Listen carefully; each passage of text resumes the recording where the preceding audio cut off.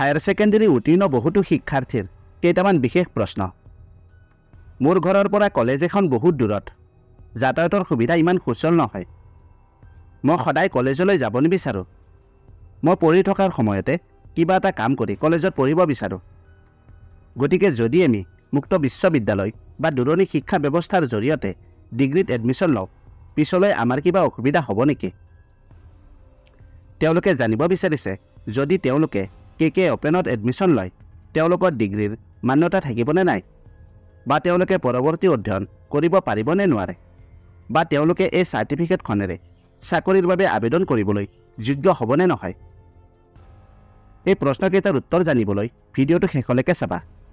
আমাৰ শিক্ষামন্ত্ৰী ডক্টৰ ৰমেশ পেগু ডাঙৰীয়াই এই বিষয়ে যোৱা বছৰতে সকলো কথা সংবাদ মাধ্যমৰ আগত সদৰি কৰিছিল। তোমালোকে তেওঁৰ ভাষ্যখিনি ভালদৰে বুজি লৈ নিজৰ বাবে নিজৰ সুবিধা অনুসৰি এটা ভাল সিদ্ধান্ত গ্ৰহণ কৰিবা। বলা এতিয়া তেওঁৰ ভাষ্যখিনি শুনি লোৱা। সকলোকে নমস্কাৰ।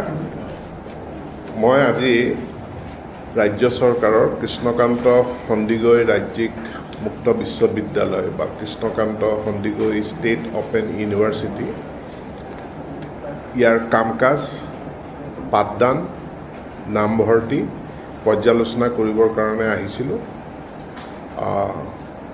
আমাৰ ৰাজ্যখনত এইবাৰ হায়াৰ ছেকেণ্ডেৰী পাছ কৰা ছাত্ৰ ছাত্ৰীৰ সংখ্যা 2,40,000।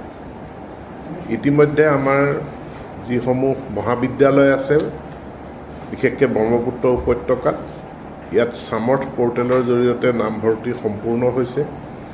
1,50,000 ছাত্ৰ ছাত্ৰী নামভৰ্তি কৰিছে।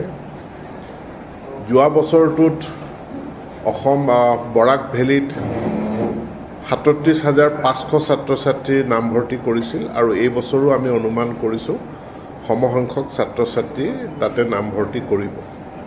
ইয়াৰ উপৰিও আমাৰ প্ৰফেশ্যনেল ইনষ্টিটিউটসমূহ আছে, য'ত কেইবাহাজাৰ ছাত্ৰ ছাত্ৰী নামভৰ্তি কৰে, আৰু একাংশ ছাত্ৰ ছাত্ৰী বাহিৰলৈ যায়। ৰাজ্যখনৰ বহু ছাত্ৰ ছাত্ৰী যিসকল নিয়মীয়া পাঠ্যক্ৰমৰ বাবে মহাবিদ্যালয়ত নামভৰ্তিৰ সুযোগ সুবিধা নাপায়, তেওঁলোকৰ কাৰণে এটা সুন্দৰ ব্যৱস্থা হ'ল এই মুক্ত বিশ্ববিদ্যালয়ৰ কোৰ্চসমূহ। মই সকলোৰে জ্ঞাতাৰ্থে এইটো স্পষ্ট কৰি দিব বিচাৰোঁ যে অপেন ইউনিভাৰ্চিটি বা মুক্ত বিশ্ববিদ্যালয়ে ইউনিভাৰ্চিটি গ্ৰাণ্ট কমিশ্যনৰ অনুমোদন সাপেক্ষে, UGCৰ অনুমোদন সাপেক্ষে যিসমূহ প্ৰগ্ৰেমত ডিগ্ৰী প্ৰদান কৰে, এই ডিগ্ৰীসমূহ আমাৰ অফলাইন বিশ্ববিদ্যালয় বা মহাবিদ্যালয়ৰ পৰা লাভ কৰা ডিগ্ৰীৰ সমকক্ষ। তাত বিন্দু মাত্ৰও কোনো তাৰতম্য নাথাকে। এজন ব্যক্তিয়ে অনলাইন যোগে BA পাছ কৰি, অনলাইন যোগে MA পাছ কৰি, তাৰ পাছত তেওঁ নেট স্লেট পাছ কৰি এছিষ্টেণ্ট প্ৰফেচাৰ হ'ব পাৰে। তাত সম্পূৰ্ণ মান্যতা আছে। আমাৰ কোনো ধৰণৰ নিযুক্তি প্ৰক্ৰিয়াত মুক্ত বিশ্ববিদ্যালয়ৰ অধীনৰ পাঠ্যক্ৰম হ'লে তাক বেলেগ ধৰণে চোৱা নহয়। তাৰ কাৰণে চৰকাৰৰ জাননী জাৰি কৰা আছে যে মুক্ত বিশ্ববিদ্যালয়ে হওক বা আমাৰ ৰেগুলাৰ ইউনিভাৰ্চিটিয়েই হওক, ডিগ্ৰীৰ UGCয়ে যদি তাৰ মান্যতা দিছে, তেনেহ'লে তাৰ ডিগ্ৰীৰ পেৰিটিটো সম্পূৰ্ণৰূপে আছে। আমাৰ কৃষ্ণকান্ত সন্দিকৈ অপেন যি ইউনিভাৰ্চিটি আছে, ষ্টেট অপেন ইউনিভাৰ্চিটি, আমাৰ ইয়াত আণ্ডাৰ গ্ৰেজুৱেট কোৰ্চ আছে 11টা, পোষ্ট গ্ৰেজুৱেট কোৰ্চ আছে 13টা, ডিপ্ল'মা কোৰ্চ আছে 13টা, চাৰ্টিফিকেট কোৰ্চ আছে 8টা, আৰু নিয়মীয়া আমাৰ PhD কোৰ্চসমূহ আছে। আৰু এই কোৰ্চসমূহত বৰ্তমান 1 লাখৰ অধিক ছাত্ৰ ছাত্ৰী অধ্যয়ন কৰি আছে। এই বছৰটো যিটো আমাৰ ফ্ৰেছ এডমিশ্যন হোৱা ছাত্ৰ ছাত্ৰীৰ সংখ্যা এতিয়ালৈকে 14,000 অতিক্ৰম কৰিছে। অৰ্থাৎ আমাৰ নামভৰ্তিৰ প্ৰক্ৰিয়াটো চলি আছে, আৰু ছাত্ৰ ছাত্ৰী নামভৰ্তি হ'ব। মই যিসকল ছাত্ৰ ছাত্ৰীয়ে কিবা কাৰণত তেওঁলোকে কোনো নিয়মীয়া মহাবিদ্যালয়ত যদি নামভৰ্তি কৰিব পৰা নাই, তেওঁলোকক মই এই কৃষ্ণকান্ত সন্দিকৈ ষ্টেট অপেন ইউনিভাৰ্চিটিত নামভৰ্তি কৰিবৰ কাৰণে অনুৰোধ জনাইছোঁ।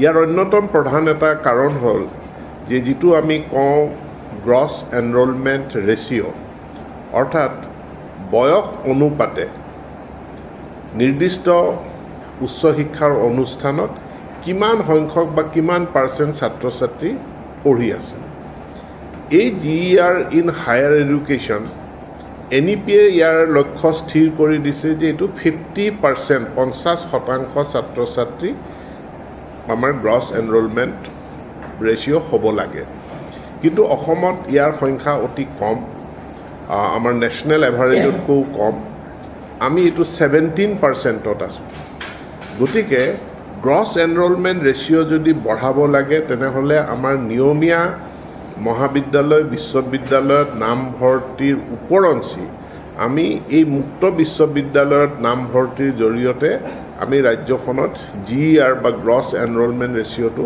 আমি বৃদ্ধি কৰিব পাৰোঁ আন এটা ঘটনা আছে আমাৰ ড্ৰপ আউট ৰেট অৰ্থাৎ হায়াৰ ছেকেণ্ডেৰী পঢ়াৰ পাছত পাছ কৰাৰ পাছত একাংশ ছাত্ৰ ছাত্ৰীয়ে উচ্চ শিক্ষাত তেওঁলোকে নামভৰ্তি নকৰে এই ড্ৰপ আউট ৰেটটো আমি কমাবৰ কাৰণে চেষ্টা কৰিছোঁ আৰু তাৰ কাৰণে আমি যিমান পাৰোঁ ছাত্ৰ ছাত্ৰী বিভিন্ন মহাবিদ্যালয়ত আসনৰ সংখ্যা মানে আমি বঢ়াই দিছোঁ বঢ়াই দি হ'লেও ছাত্ৰ ছাত্ৰীসকলক একমডেট কৰাৰ আমি ব্যৱস্থা কৰিছোঁ আৰু আমি যিসকলে তেনেকুৱা নিয়মীয়া কোৰ্চত এডমিশ্যন ল'ব পৰা নাই তেওঁলোকক আমি মুক্ত বিশ্ববিদ্যালয়ৰ জৰিয়তে পঢ়া শুনাটো তেওঁলোকক নামভৰ্তি কৰি তেওঁলোকৰ লাৰ্ণিংটো বা শিক্ষা গ্ৰহণটো কণ্টিনিউ কৰি ৰাখিবৰ কাৰণে মই অনুৰোধ জনাইছোঁ পুনৰ মই অসমৰ শিক্ষা মন্ত্ৰী হিচাপে মই সকলো ছাত্ৰ ছাত্ৰী অভিভাৱকক মই জনাব বিচাৰোঁ যে কৃষ্ণকান্ত সন্দিকৈ ষ্টেট অপেন ইউনিভাৰ্চিটিৰ জৰিয়তে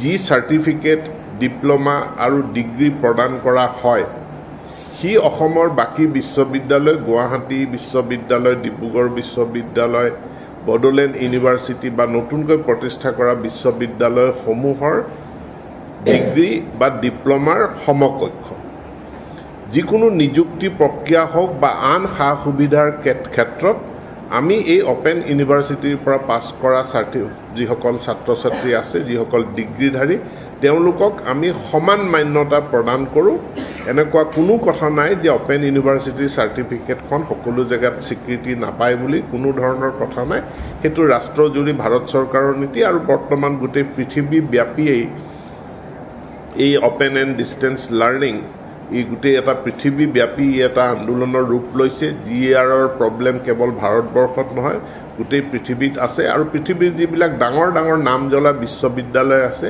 সেই নাম জ্বলা বিশ্ববিদ্যালয়বিলাকতো অপেন এণ্ড ডিষ্টেঞ্চ লাৰ্ণিং ব্যৱস্থা আছে আৰু তাৰ সুবিধা সকলোৱে লৈ আছে আনকি ভাৰতত থাকিও কোনোবা মানুহে ইংলেণ্ডৰ ইউৰোপৰ বিশ্ববিদ্যালয়ৰ পৰাও ডিগ্ৰী লাভ কৰিছে গতিকে অপেন ইউনিভাৰ্চিটিৰ সুযোগ সুবিধাটো নিৰ্ভয়ে নিসংকোচে সকলো ছাত্ৰ ছাত্ৰীক ল'বৰ কাৰণে মই আহ্বান জনাইছোঁ ধন্যবাদ